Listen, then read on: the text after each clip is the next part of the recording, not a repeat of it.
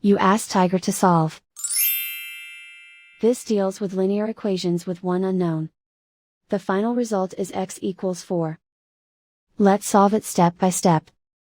Group all constants on the right side of the equation. Subtract 3 from both sides. Simplify the arithmetic.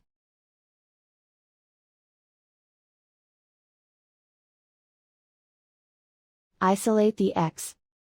Multiply both sides by 2. Group like terms.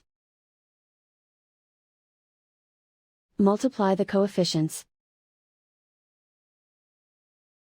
Simplify the fraction. Simplify the arithmetic. And so the final result is x equals 4.